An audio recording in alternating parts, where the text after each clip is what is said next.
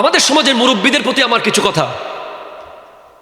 এই যে সমাজের যুবকরা বিয়ে হচ্ছে না, তারা সারাক্ষণ এই যে জেনা ব্যভিচার বিভিন্ন ধরনের কাজে লিপ্ত হয়ে যাচ্ছে, এটার জন্য আমাদের মুরব্বীরা অনেকটা দায়ী।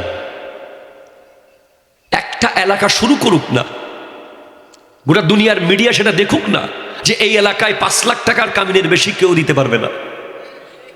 কথা কয় না, ঠিক কিনা? এখন কামিন হয়ে গেছে ব্যবসা, কম্পিটিশন। অমুক 40 লাখ দিছে, তুমি 20 লাখ দিলে কেমনে হবে? অমুক 20 দিয়ে তুমি 10 দিলে কেমনে হবে? অমুক 10 দিয়ে তুমি 8 দিলে কেমনে হবে?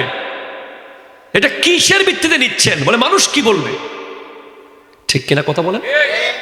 আজকে কাবিন নামা কঠিন বেশি, অনেক বেশি টাকা কাবিন হওয়ার কারণে অনেক ভালো ভালো ছেলে আজ চাকরি, ভালো চাকরি না থাকার কারণে, চাকরির সরকারি না হওয়ার কারণে, স্ট্রং কোনো জব না থাকার কারণে বিয়ের উপযুক্ত হয়ে বিয়ে করতে পারছে না।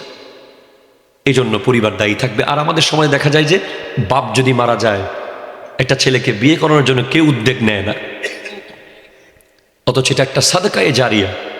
চাচার উচিত উদ্যোগ নেওয়া, বড় ভাইয়ের উচিত উদ্যোগ নেওয়া। আরেকটা বিষয় দেখা যায় যে ছেলের বিয়ের টাইম চলে যাচ্ছে, বলে ঘরটা বান, আচ্ছা ঘর, আর আমরা আগে হজ করে আসি। হজ করছে, এবার বলে আচ্ছা তোর বোনটারে বিয়ে দিই, আচ্ছা তোর সিরিয়াল আসতেছে।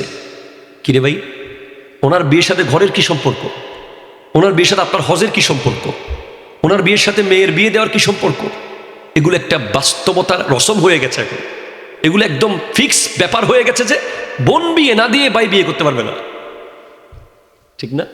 এটা কোনো বোন বিয়ে দেওয়া কি ভাইয়ের বিয়ের আগে ফরজ? ভাইয়ের বিয়ের পরে বোন বিয়ে দিলে কি অসুবিধা হয়ে যাবে? না, এটাকে আমরা বাধ্যতামূলক করে ফেলেছি। ঘর না বানিয়ে বিয়ে করা যাবে না। কেন? সে তো বিয়ের পরে চাইলে 10 তলা ঘর বানাতে পারে, সে তৌফিক দিতে পারে কে? আল্লাহ।